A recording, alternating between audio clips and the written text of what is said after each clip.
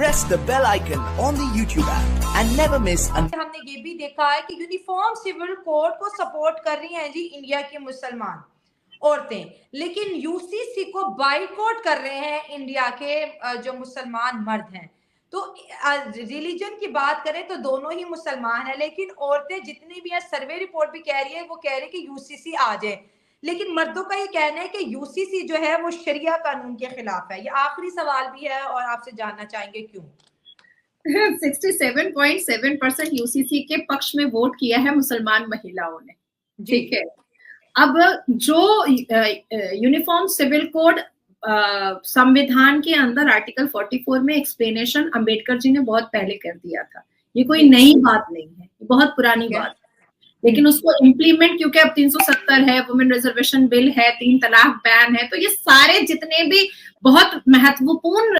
सभी को जय हिंद दोस्तों, आप सभी का हार्दिक स्वागत है जय हिंद रिएक्शंस पे। तो आज हम हाजिर हुए हैं एक बड़ी जबरदस्त और एक दमदार वीडियो के साथ, जिसमें आप देखेंगे पाकिस्तान की मशहूर पत्रकार शैला खान को और उनकी स्पेशल गेस्ट होंगी भारत की बेटी और सुप्रीम कोर्ट की सीनियर वकील नाज़िया इलाही खान जी। और ये इनके इंटरव्यू का सेकंड पार्ट है। पहला पार्ट हम ऑलरेडी चैनल पर डाल चुके हैं, जिसको आपने बहुत सारा प्यार दिया, तो जिन्होंने वो जाके नहीं देखा आप प्लीज पहला पार्ट भी जरूर देखें, आपको वीडियो में बहुत मजा आएगा। तो चलिए साथ मिलकर ये वीडियो देखते हैं। पर अगर आप चैनल पर नए हैं तो चैनल को सब्सक्राइब कर दें, ताकि हम आपके लिए लेटेस्ट और इंटरेस्टिंग वीडियोस लाते रहें। जय हिंद, जय भारत। स्टेप्स थे जो सालों से बरसों से फेंका हुआ था, वो सब मोदी जी ही पूरा कर रहे हैं, तो यूसीसी भी मोदी जी ही पूरा करेंगे। अब यूसीसी के माध्यम से मुसलमान लड़कियों का जो निकाह मुद्दा होता था, हलाला होता था, या उनकी सेल्फ आइडेंटिफिकेशन और रिस्पेक्ट पर जो धक्का लग रहा था, वो सारी चीजें कहीं खत्म हो जाएंगी और मुसलमान महिलाएं अपने इज्जत और वकार से सर ऊंचा कर करके रहेंगी।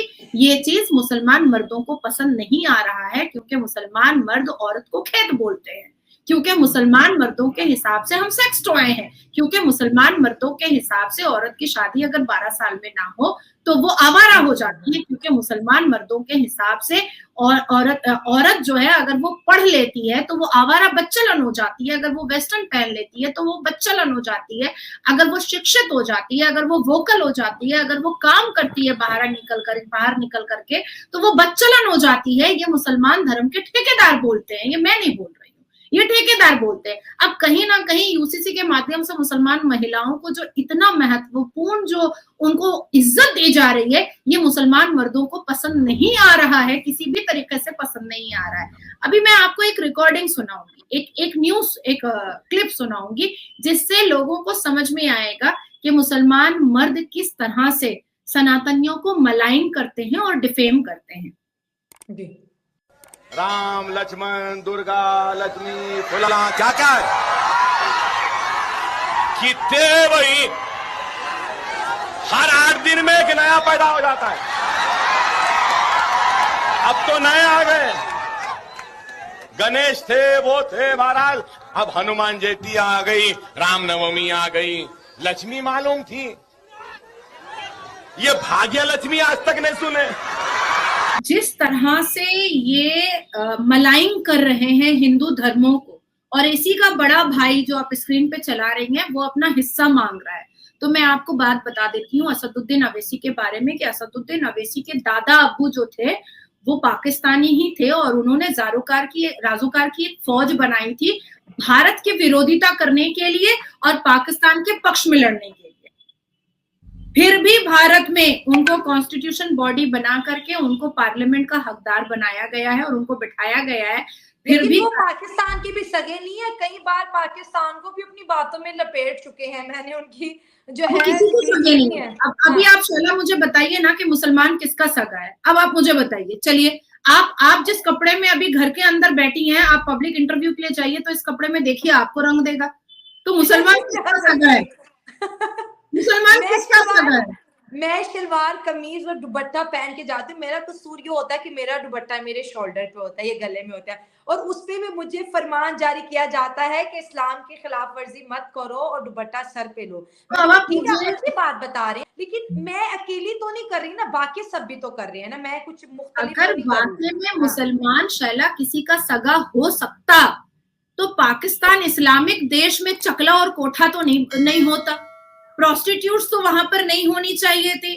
अगर वहां पर किसी लड़की को जिस्म बेचना पड़ रहा है पाकिस्तान इस्लामिक देश में भी, तो मुझे लगता है कि मुसलमान मर्द किसी का भी सगा नहीं हो सकता है, किसी का भी सगा नहीं हो सकता है।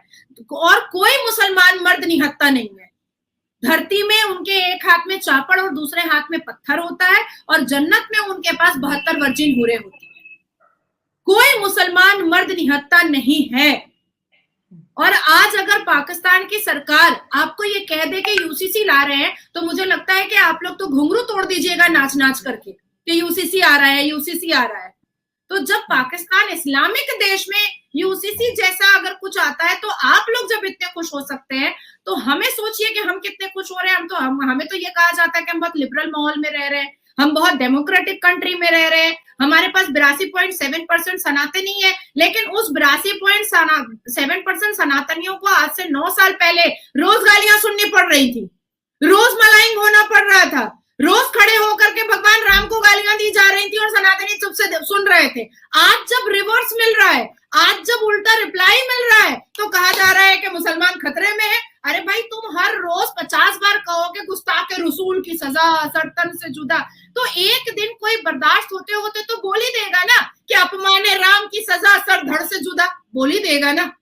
आप किसी को रोज बोलोगे ये लड़की प्रोस्टिट्यूट है, ये लड़की प्रोस्टिट्यूट है, तो वो लड़की बाद हो करके ये कही देगी कि तू क्या मेरा दलाल है जो तुझे पता है कि मैं प्रोस्टिट्यूट हूं।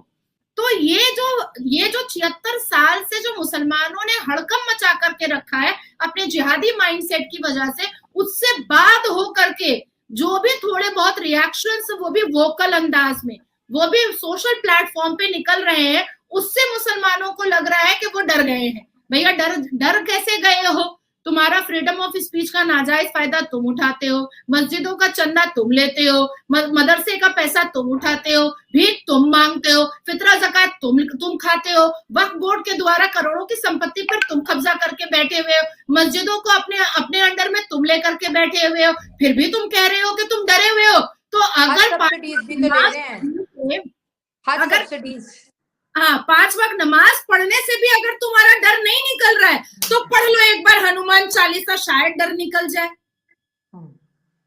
सही बात है, बिल्कुल ठीक कह रही हैं। और इस चीज को मैं एग्री करूंगी कि अगर आपको आपकी कंट्री फैसिलिटेट कर रही है तो काइंडली क्रेडिट दें, अच्छे अल्फाजों के साथ दें। और जो पाकिस्तान से हमें बहुत से जो है व्यूवर्स देख रहे हैं, उनसे मैं यही कहूंगी कि अगर ऐसा होता जिस तरह हमारे पाकिस्तान में बताया जाता है कि मुसलमानों पे जुल्म होते, तो आज मुझे लगता है कि इंडिया के मुसलमानों के शहर पाकिस्तान में आबाद हो जाते। लेकिन मैंने अपनी इस उम्र में आज तक नहीं देखा कि कोई फैमिली या कोई 100, 200 या 1000 लोग इंडिया के मुसलमान पाकिस्तान आए हो और हमारी सरकार से रिक्वेस्ट की हो कि हमें रहने की जगह दी जाए। जी शैला, मैं आपके माध्यम से, क्योंकि आपका चैनल बहुत लोग देखते हैं, भारत में भी देखते हैं और पाकिस्तान में भी देखते हैं, तो मैं आपके चैनल के माध्यम से मैं हाथ जोड़ करके रिक्वेस्ट कर रही हूँ उन पाकिस्तानियों से जिनका कनेक्शन भारत के मुसलमान लौंडों से है, तो उनको मैं एक मैसेज भेजना चाहती हूँ कि अगर आपसे जुड़े हुए लौंडे या लौंडिया भारत के या कोई मुसलमान धर्म का ठेकेदार या उसकी फैमिली अगर पाकिस्तान जाना चाहती है, तो काइंडली मेरे से संपर्क करें। मैं सर्वोच्च न्यायपालिका में उनके लिए एक पिटीशन डालूंगी और मैं बॉर्डर खुलवा करके मैं कोशिश करूंगी और मैं उनको टिकट भी देने को तैयार हूँ, खर्चा भी देने को तैयार हूँ। जो भी भारत का मुसलमान ये सोचता है कि वो डरा हुआ है, वो खतरे में है, वो पाकिस्तान जा सकता है, मैं उनके लिए काम करने को तैयार हूँ, मैं उनके लिए केस लड़ने को तैयार हूँ, उनको पाकिस्तान भेजने के लिए। जबरदस्त, सही बात आपने कही है कि जो तंग है, भारत कोई जुल्म नहीं कर रहा, नाज़र जी का कहना है, क्योंकि अक्सर लोग कहते हैं कि मुसलमान आना चाहते हैं, भारत नहीं आने दे रहा। तो नाज़र जी का मेरे शो के ऊपर ये ऑन रिकॉर्ड है कि जो जाना चाहता है वो इनसे जो है राब्ता करे, वो उन्हें पाकिस्तान भिजवा देंगी। और मैं शाइला खान यहाँ से आप प्रॉमिस कर रही हूँ कि जी as a Pakistani, as a Muslim लड़की मैं आपको जरूर रिसीव करूंगी और जितना मुमकिन कोशिश हो सके मैं आपकी जरूर हेल्प करूंगी। लेकिन बात यह है कि अब आपको आना भी आगे पड़ेगा।